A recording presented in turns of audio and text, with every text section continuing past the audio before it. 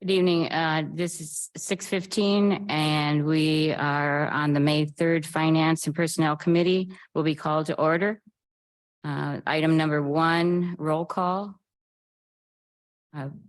Alder Knott, Present. Alder McAllister, Here. Present. Alder Stokes here. Item number 2, consideration and action of minutes from the previous meeting. Can I'll I- move to approve. I'll second. We have the motion by Alder Knott, the second by Alder McAllister. Any discussion? All those in favor, please say aye. Aye. Aye. Opposed? Motion carries. Item number 3, public input, limited to 3 minutes per individual. If there's anyone in chambers or online that wish to have public input, please come to the dais or indicate on Zoom that you wish to speak, and please give your name and address.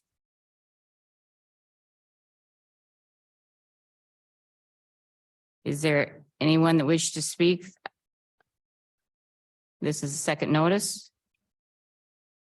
Third and final notice. Anyone that wishes to speak to council? Hearing none, the public input section is now closed. Consideration and possible action for the following items. In the finance section, item number 4, 2023 general fund financials. Sabrina? Right, thank you, Chair. So in your packets tonight, starting on page 5, is the budget report for the general fund. If I draw your attention to actually page 7, that will tell you we still have about 93% remaining for our budgeted revenues year to date.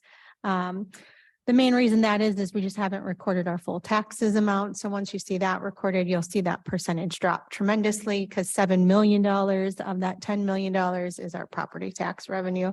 So you'll see that drop here soon. And then if you continue on in your packets and kind of get to the end of the budget report, which I believe is page 19, you'll see our year-to-date percent remaining for expenditures. Through the end of March, we have 77% remaining. That is within par of 2022. We were at 77% in March of 2022 as well. So we're on track from where we were in 2022 for the general fund financials. May I entertain a motion to approve? I'll move to approve the financials for the general fund. And I'll second. Any further comments? Okay, we will take a vote on that then. All those in favor, please say aye. Aye.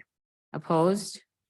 We will approve and place on file the 2023 general fund financials.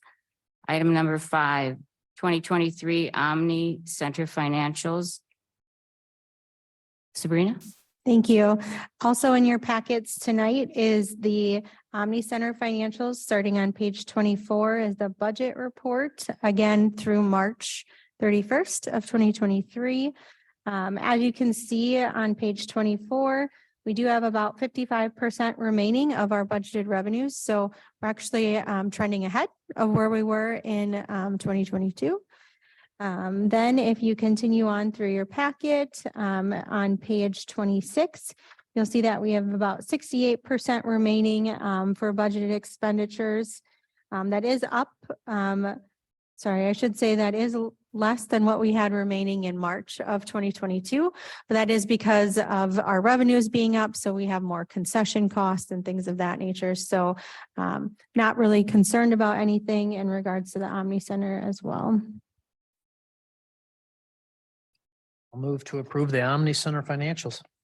I will second that. Okay, we will take a vote.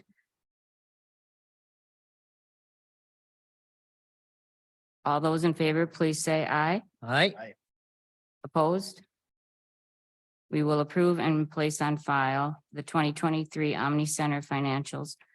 Item number 6, 2023-2024 salt purchase. Jared, did you want to say that? Yeah, I can take this one, Miss Chair, if I can. In your packets tonight, I have included on page 29 a memo from myself outlining the winter that we had just went through. And actually, almost today was the first day I think we've truly had summer. With that, we did document, we had 45 days of service in the 2022-23 winter.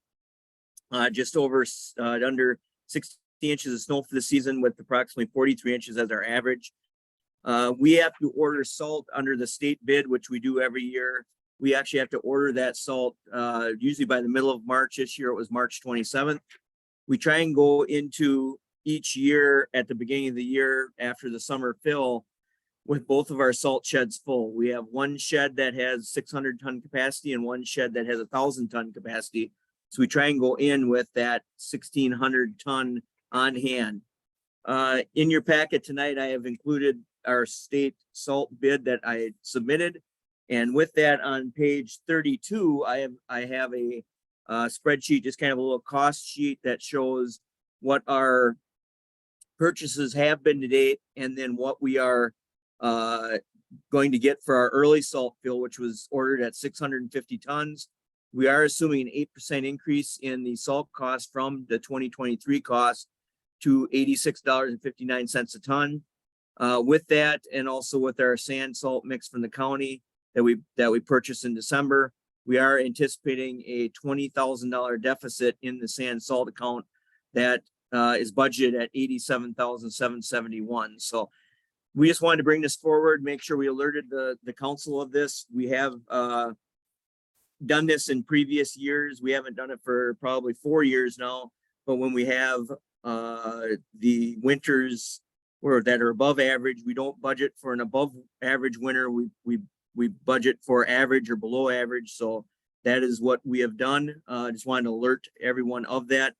Depending on how the general fund budget comes out at the end of the year, we do have a designated fund balance for snow and ice control that we can tap into if we need to. So with that, I'd open it up for any questions, or maybe if Sabrina wants to add anything. Sabrina? I would just echo what Jared said. We do have a reserve fund balance in the general fund if we were to go over budget for this area. I would entertain a motion to approve. I'll make a motion to approve. I'll second. Alder Knott made the motion, Alder McAllister the second. Any further discussion on this? Alder Just Knott. quick comment. Yeah, this is, directly related to public safety. I don't think we really have much of an option on this, is my personal opinion. So, Okay, right. No further questions? All those in favor, please say aye. aye. Opposed? Motion carries. Okay. And that will conclude the finance section. The personnel section, item number 7, recruitment update from Human Resource Director Amy Franzen. Amy? Good evening. As you can see with the information before you, we've had one regular hire this in the month of April, and that was in our Public Works Department. Public Works Department is now fully staffed. We are working on a number of other recruitments, as you can see from the memo as well. A number of them that are underway that will hopefully be starting in May this month. To include our IT director, we're anticipating that start date mid-May as well. Our fire chief, we are accepting applications for that. And we actually did get our planning associate position posted as well. So a number of recruitments underway in the Human Resources Department, working with staff to get those filled. Okay. I will entertain a motion to approve the reclassification of the, the recruitment update of the I think that was just for informational. Okay, I'm sorry, yeah. Okay, item number 8, reclassification of municipal court supervisor and updated job descriptions. Amy? Yep, so for this one, this was initiated by Judge Huisman earlier this year, who believed that the position currently in the municipal court supervisor, the job qualifications and job description was out of date. And as you can see with the job description that was before you, it was last updated in 2017, I believe. And so it's been some time since this job description had been looked at. And there weren't a lot of substantial changes to the duties itself, but the judge did believe that in terms of the qualifications for the positions, that they were grossly underrated in this case. So with the job description, it was updated into our current format, which also it may be a little misleading. The grade at the very top of the job description notes previously a grade 15, moving to a grade 9. We had a paid class study earlier, I think it was 2020, 2021. So this actually had been moved to a grade 6. So the current person in this position is paid at a grade 6, and we're recommending that it be paid at a grade 9. So that 15 is a little bit misleading on the job description, just because it had been so out of date. And with the qualifications for the job, again, this came right from the judge in terms of what he felt was necessary for the position.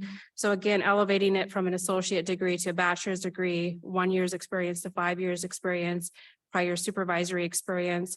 With all of this, with the updated job description, Human Resources then does an analysis through our standard practice. And it did come out where this position should be at a grade 9. This was taken to the joint municipal court meeting on April 20th and was approved without any opposition. So this position is 100% funded by the JMC.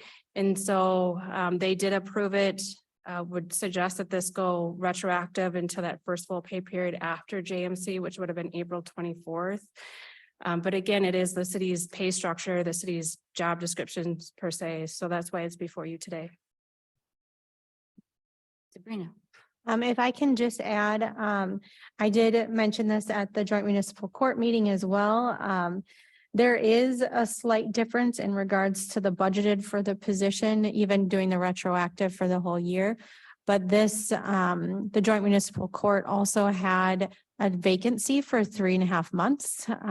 So it'll be pretty much budget neutral for the joint municipal court. Okay, I'd like to entertain a motion for the reclassification of the municipal court supervisor and updated job description. I'll make the motion to approve the reclassification. I'll second. Hey, any discussion? Hearing none, all those in favor, please say aye. Aye.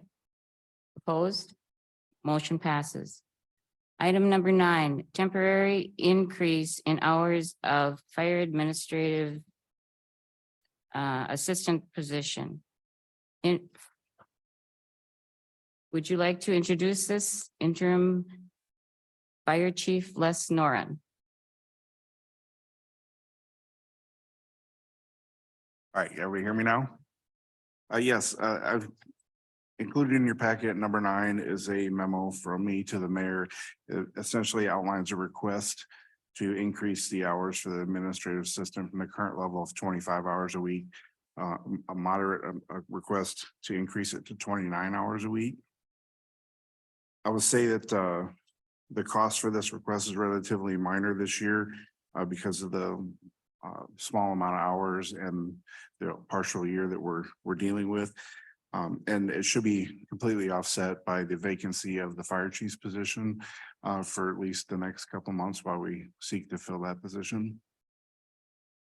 I will say that this is a priority for the budget for next year. And I've targeted this as one of our major priorities to get this increase to a regular full-time position. Due to the increase in size and complexity of our department operation, the demands for this position continue to be increased every year. There's a significant amount of confidential records maintenance and payroll duties that are necessary, especially as we've increased the size of full and part-time firefighters on the department. There's a significant support in data management and compliance reporting and monitoring for all of our partners, whether it be EMS, fire-related, Department of Professional Services through the state of Wisconsin. And finally, this position is also a key coordinator for emergency management for the city of Onalaska. With these increased hours for this rest of the year during this transition period, I'm really targeting to hopefully transition more of the payroll responsibilities that I currently do to the administrative assistant, so I can focus on the more technically related aspects of my job. I'd also like to delegate more of the administration and coordination of our community emergency response team to the administrative assistant. I feel this is in line with their emergency management coordination duties that she currently has.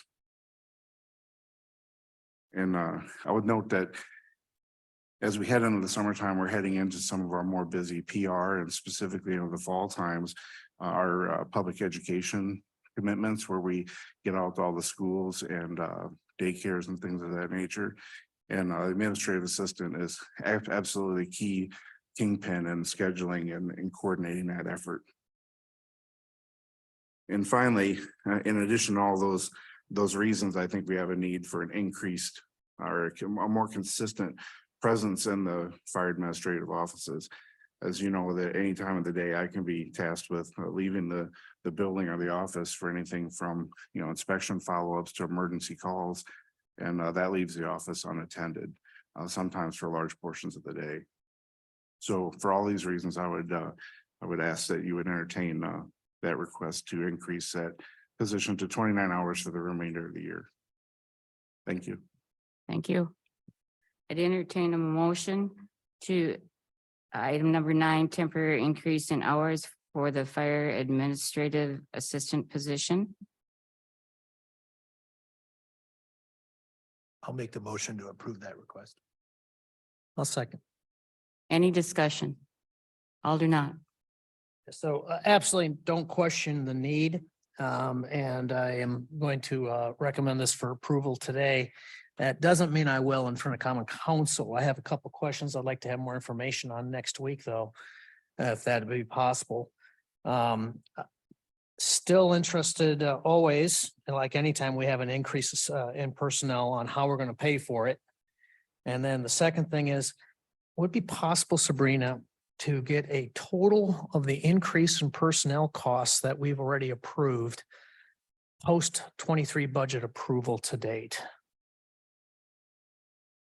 Is that possible to do by Common Council next week? Yeah, I can do that. Okay, just curious, because we have really approved a lot of additional personnel costs. At least that's my recollection. As long as we can afford it, that's fine, but I just want to know, how can we afford it? And I think it would be nice to be informed on what we've actually done in total so far to date, so. Yeah, Yeah, I think if you look at page 38, they did leave the dollar amount there that it would cost would be right. $3,644 just for the remainder of 2023. But I just want to know how we're going to pay for that, because that's above budget is what I'm saying, just like previous personnel costs. Right.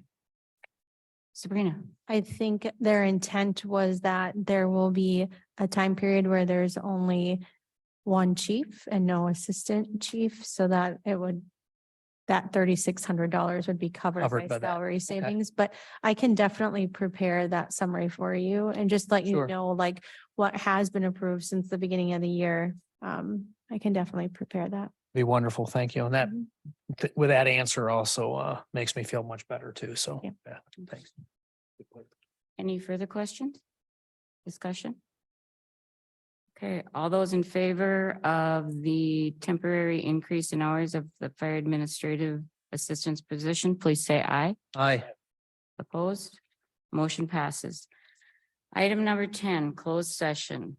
To consider a motion to convene in closed session under section 19.85, para 1, para G, para of the Wisconsin statutes for the purpose of conferring with legal counsel for the governmental body who is rendering oral or written advice concerning strategy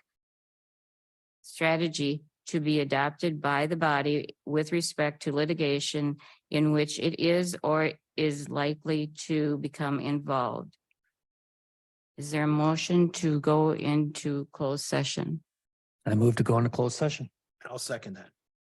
All those in favor, please say aye. That's a voice vote, I think, right? Yep, roll call. Okay, To go in. I mean, that's what I meant. Roll call.